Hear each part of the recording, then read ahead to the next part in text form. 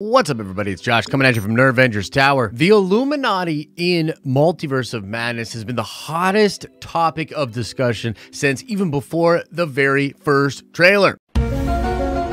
It's the Toby and the Andrew of the film. The idea of a group of Marvel characters from different universes all formulating some super team to watch over the multiverse. It's frankly really dope. And a lot of journalists out there have noticed that this Illuminati, is the rumor that fans are paying the most attention to and getting the most excited about. And so it's going to be the question that all the actors get asked over and over again as we move forward. Part of the Illuminati?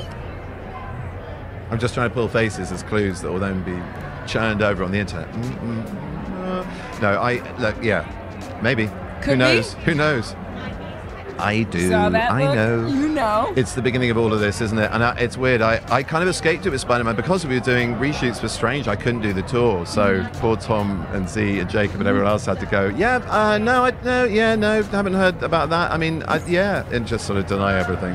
Okay. So I'm going to start doing that same game again. And all this craziness and hype went to 11 when Marvel teased out Patrick Stewart's Xavier and that group of Illuminati in the newest trailer. So let's talk about why this concept has ignited fans' curiosity, how I see it playing out in the film, and why I believe it will change the MCU and set us on the path to Secret Wars. In Marvel Comics, the Illuminati is a group of very powerful and influential characters that all pull the strings and meet about major crises behind the scenes. The group is formed by Tony Stark after the Kree-Skrull War, and he actually originally wanted to create a new government with all of these different superpowered people. Tony approached T'Challa, the king of Wakanda, Mr. Fantastic, who represented the Fantastic Four, Namor, who of course was the king of Atlantis, Black Bolt, the king of the Inhumans, Professor Xavier, who's incredibly powerful and represented mutants. Basically pitched them the idea of the unified government. They said no to that, but they agreed to meet and discuss how to handle things together. Except for T'Challa. T'Challa was like, fuck this noise, I'm not doing it. Until eventually he did, but that's a whole different video.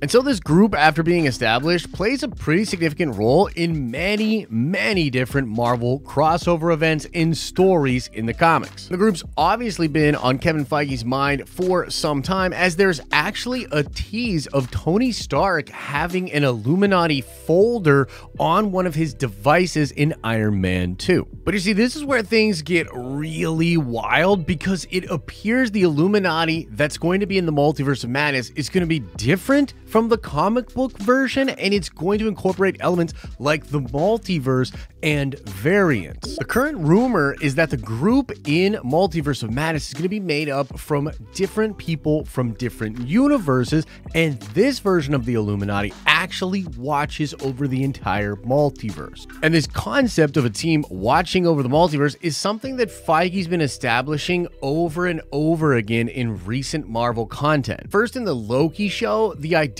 of the TVA being outside of the multiverse and watching over the sacred timeline is a concept where a group of powerful people watch over the multiverse. TVA is watching for branch variant timelines and eliminating them to keep a singular sacred timeline, but they're still watching over the multiverse. And then next, in the What If show, we're introduced to the character of Uatu, who is watching over the multiverse, but actually ends up creating a multiversal group of Avengers, pulling all kinds of variants together to fight against an Ultron that threatens the entire multiverse. And many people believe that the team, the Illuminati in Multiverse of Madness, is going to be such a group, watching over the entirety of the multiverse, looking out for threats. And I think generally speaking, this whole concept and having a cool character like Charles Xavier in this kind of a scene in the film is going to serve to show our Stephen Strange, how little he actually knows of the entirety of the multiverse. I think there are a ton of fun things that could be addressed by the Illuminati, making reference to the differences in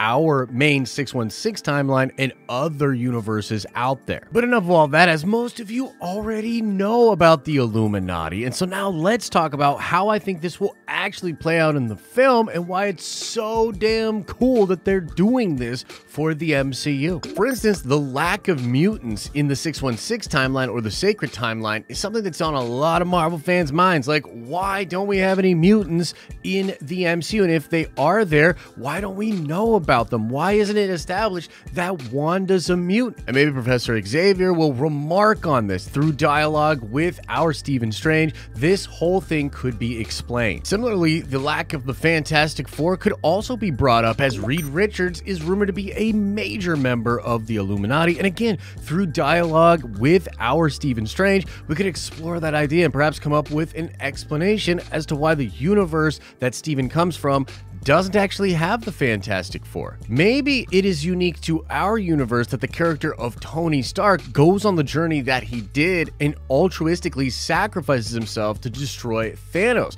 Maybe that's unique, and in other universes, Tony Stark is not a good guy. And then there's the whole idea of Kang the Conqueror. What's the deal with Kang? Is the Illuminati that watches over the multiverse really not going to be aware of Kang? I mean, come on, he's like totally a big deal. And seeing as how he'll be a big threat moving past this film and towards Secret Wars, I think this could be something that the Illuminati is quite familiar with, and maybe through dialogue they will reference Kang the Conqueror, showing Steven yet again something else out there in the multiverse that he is not aware of. Kind of seems like our Stephen Strange is basically going to level up his knowledge of the multiverse overall and become aware that there are forces at play in the multiverse that look to destroy all of the different universes that make it up. And I think it's obvious that Wanda and the Darkhold are major threats to the multiverse, but they can't be the only ones. And it's possible that Wanda isn't even the greatest threat that faces the multiverse. And on a side note, I do think the lore around the Scarlet Witch, the Book of Vishanti, and the Darkhold is going to be explained, possibly by members of the Illuminati, but that is a whole separate video. I instead want to talk about something that I think Wanda's going to do in this movie that will more or less leave the multiverse defenseless. Fill up your butts and get ready to have your minds blown, because I believe Wanda is going to decimate and kill the shit out of the Illuminati. I think it's going to be pretty tragic, pretty awesome to watch, but yes, the Scarlet Witch is probably going to mess everybody up, including Charles Xavier and all of these other incredibly powerful members of the Illuminati. And what this will lead to, in my opinion, is our Stephen Strange forming a new Illuminati that I believe will absolutely be used to watch over the multiverse. Again, because of all the new threats that he knows are out there and all of the knowledge that he has gained from discussing things with the Illuminati. Our Stephen might even be able to access the place from which the multiversal group of Illuminati watches over the multiverse, and that would be amazing. A perfect place to have him and other characters watching over a big threat like the war coming from Kang the Conqueror, and perhaps things bigger than that, which will take us to Secret Wars. And after this movie, Steven is going to be armed with the knowledge of how important certain characters like Reed Richards and Charles Xavier are. And we know we're going to be getting the MCU 616 version of the Fantastic Four. It would make sense for Steven to recruit Reed to his new group of Illuminati. Similarly, if mutants are introduced in the MCU via some weird reverse House of M that Wanda does at the end of the film, or maybe they've always been around and now that spell hiding them is going to go away or something, we will meet a new version of Charles Xavier. Xavier! Oh, shit. Well, you want to explain why I found her hiding in your closet? But Pumpkin, I don't see nobody. Oh, you don't? And it's going to make perfect sense as to why Stephen Strange immediately wants Charles to be a member of the Illuminati. What's cool about that is that the version of our Charles Xavier is just going to be able to read the mind of Doctor Strange and see all of the events from Multiverse of Madness, including the other Xavier, the Patrick Stewart one, that again we think will be killed by Wanda. Really crazy, but the X-Men and the telepaths, they open the door for all types of weird, cool story things. And I don't know who else could be joining our Steven's Illuminati as we move forward, but I'm pretty convinced that this is something Marvel's going to do in setup, again, because they play such a big role in the Marvel Comics storylines, and it's obviously been on Feige's mind for some time. And Kevin has continuously talked about how Stephen Strange is such an important linchpin to everything that the Marvel Universe is doing. Of course, let me know what you think about the Illuminati in this film, and I hope wherever you are at when this video finds you, you are having an awesome and a nerdy day, and I will see you in the next video.